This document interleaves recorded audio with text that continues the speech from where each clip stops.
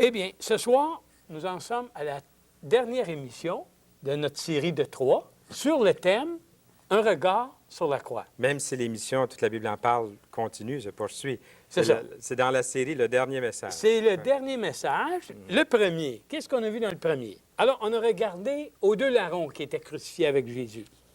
Et puis, l'un d'eux disait à Jésus, « N'es-tu pas le Christ? Mais sauve-toi toi-même et sauve-nous. » On dirait qu'il n'avait pas compris. Lui, il voulait sauver, il voulait être détaché de la croix. C'est tout. Mais l'autre répliquait au premier, il dit, « Ne crains-tu pas Dieu, toi, qui subis la même condamnation? Pour nous, c'est justice parce que nous recevons ce qu'ont mérité nos actes. Mais celui-ci, en parlant de Jésus, il n'a rien fait de mal. » Et il se tourne vers Jésus et il lui dit, « Souviens-toi de moi lorsque tu viendras dans ton règne. » Et Jésus lui répond, « En vérité, je te le dis, aujourd'hui, tu seras avec moi dans le paradis. » Et nous faisions remarquer que chacun de ces deux larrons représente en quelque sorte une partie de l'humanité. Le premier, il représente ces personnes qui ne se reconnaissent pas pécheurs, qui ne reconnaissent pas Jésus comme leur Seigneur et aussi qui n'ont rien à voir avec le salut que Jésus veut leur procurer.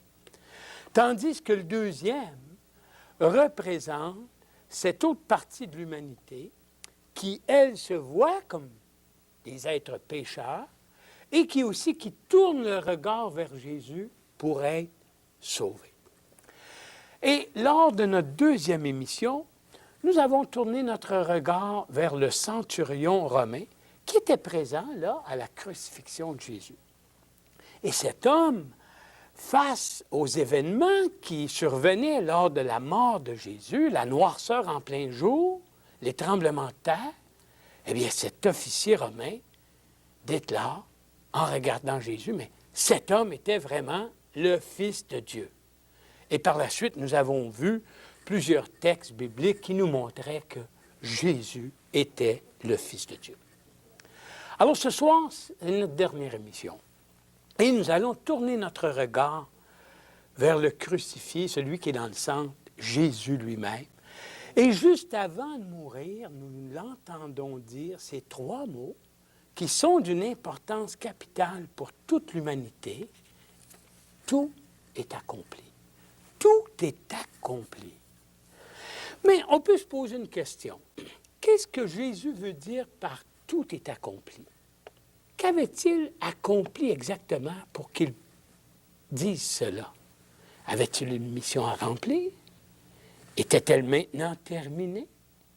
Alors voyons ce que la Bible nous dit à ce sujet. Nous allons commencer par sa naissance. Lorsque l'ange annonce la naissance de Jésus au berger, qu'est-ce qu'il dit?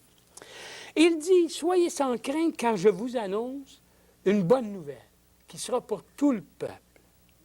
Aujourd'hui, dans la ville de David, il vous est né un sauveur qui est le Christ, le Seigneur. » C'est la première annonce concernant le Messie qui avait été promis depuis 4000 ans. Et aussi la première annonce concernant son rôle, le rôle que ce Messie devait jouer ici sur la terre. Le Fils de Dieu venait pour sauver. C'est pour ça qu'on l'a appelé un sauveur. Mais sauver qui exactement? Et de quelle façon? Le Fils de Dieu qui venait, allait-il mettre sur pied une grande armée et délivrer le peuple juif du joug des Romains? Plus tard, alors que Jésus commençait son ministère,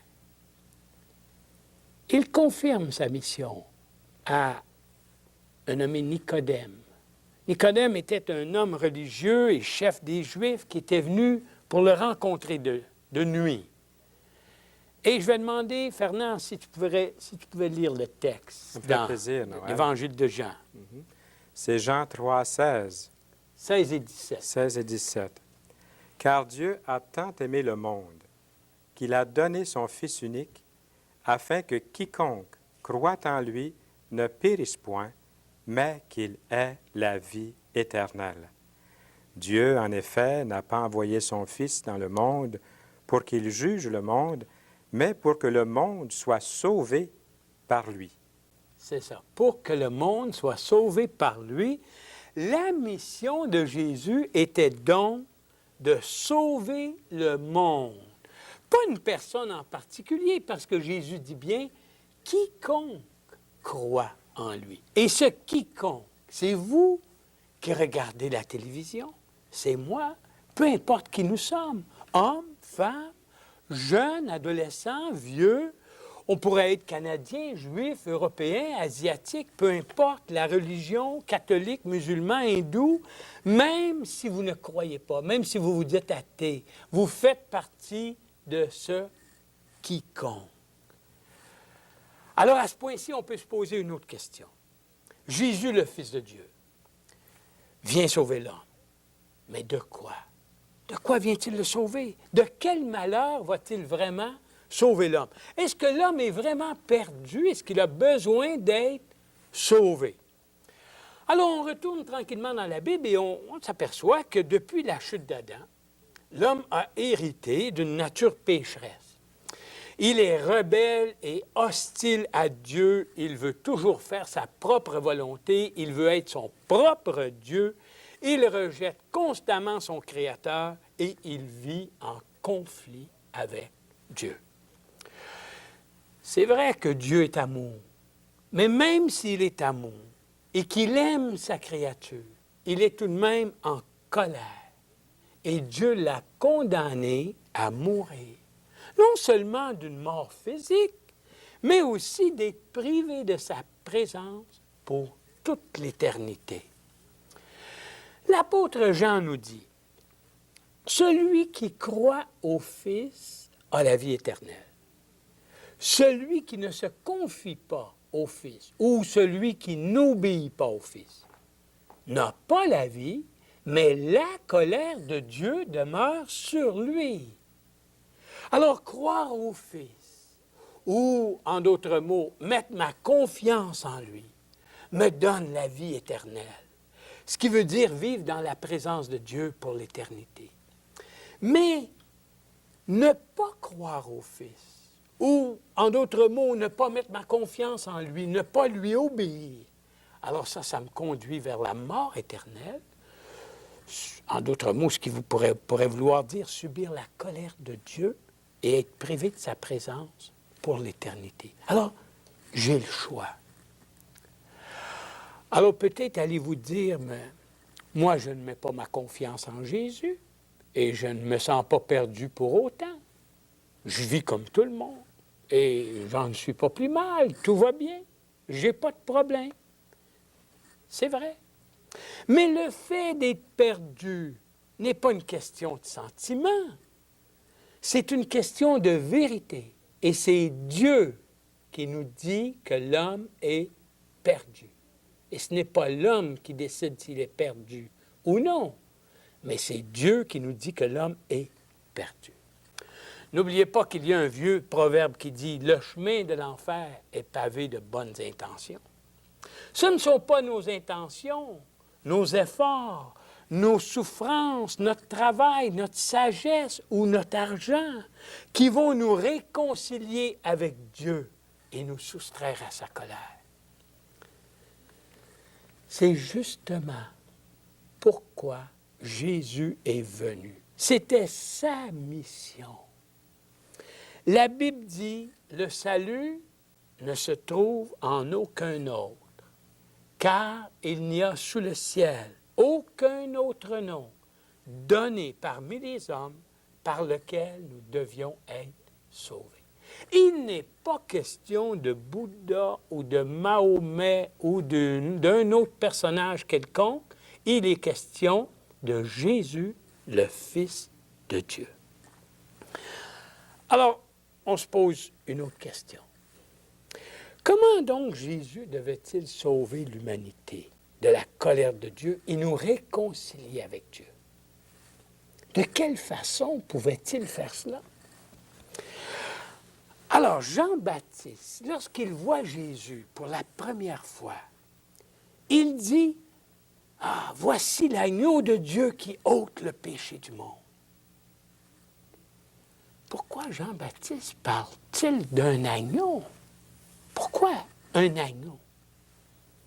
Alors faisons un petit voyage dans l'Ancien Testament. Regardons à ce qui se passait. Quelles étaient les instructions de Dieu concernant le péché? Que devait faire un homme lorsqu'il avait commis un péché? On apprend qu'il devait apporter un agneau sans défaut et le remettre au prêtre responsable des sacrifices. Autrement, on l'appelait le sacrificateur. Ensuite, l'homme coupable plaçait sa main sur la tête de l'animal et le sacrificateur tuait l'agneau en lui tranchant la gorge.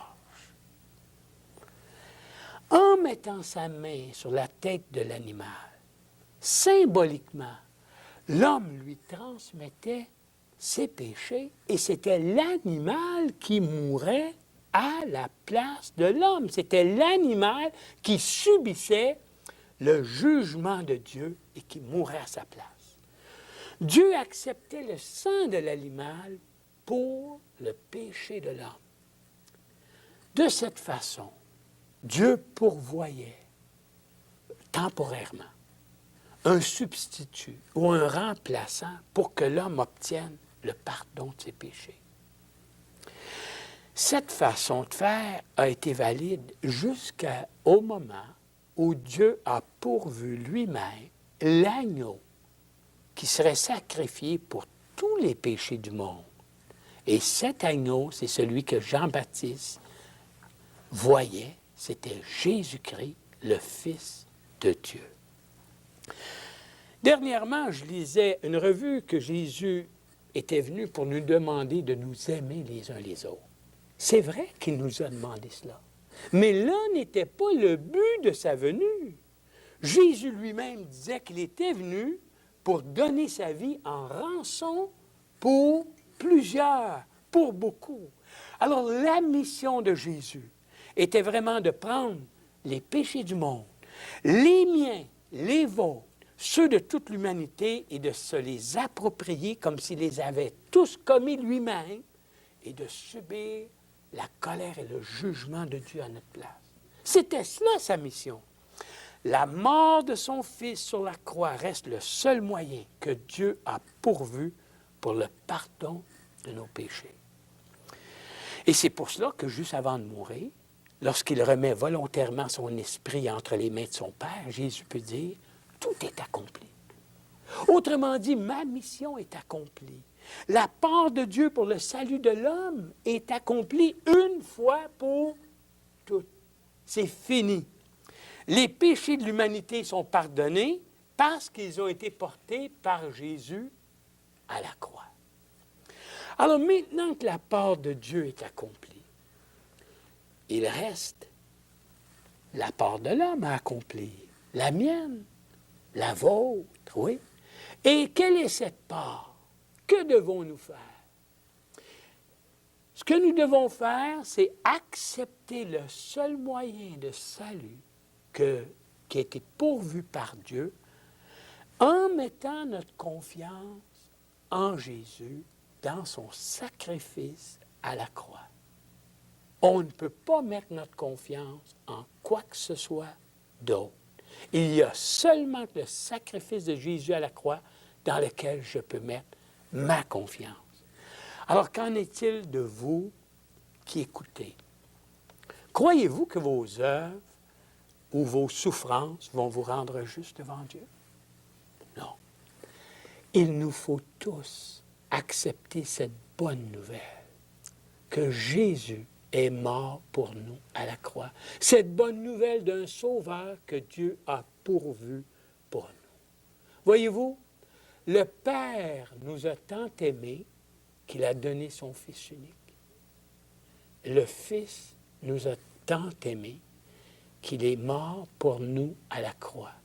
Il a subi la colère de Dieu pour moi et pour vous. Alors maintenant, ce que je vous demanderai, c'est, est-ce que vous voulez mettre votre confiance en lui? Est-ce que vous voulez vous repentir de vos fautes et l'accepter comme votre Sauveur et votre Seigneur dans votre vie? Il n'est jamais trop tard et ce soir, c'est le temps de le faire.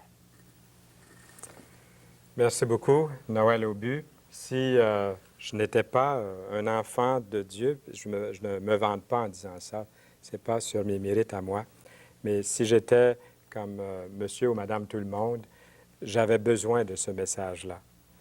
Et ça m'a rappelé de très beaux souvenirs parce que c'est exactement dans ce chapitre de Jean 3 que j'ai trouvé Jésus-Christ comme mon sauveur personnel. Et tantôt, Noël Aubu, lorsque vous avez cité Jean 3, 36, celui qui croit, le Seigneur l'accepte, il est sauvé, mais celui qui ne croit pas, la colère de Dieu est comme suspendue au-dessus de lui. Il n'y a pas besoin de rien faire de mal. Non. Il faut naître dans sa famille. En tout cas, là où vous êtes, je suis certain que Noël et moi, Noël Aubu et moi, nous sommes dans une attitude de prière présentement. Et là où vous êtes, si vous voulez vous incliner ou simplement ouvrir votre cœur au Seigneur puis dire, Seigneur Jésus, là où je suis, en cet instant, je t'invite dans ma vie. Bien, le miracle spirituel peut se faire maintenant pour vous. C'est ce que vous attendiez. Vous êtes né pour cette raison-là. Dieu vous a créé pour ça. C'est aussi important que ça. C'est que Dieu vous a créé pour qu'un jour, vous lui ouvriez votre cœur comme vous le faites. J'espère que des centaines le font en ce moment et que le téléphone va commencer à sonner pour nous appeler.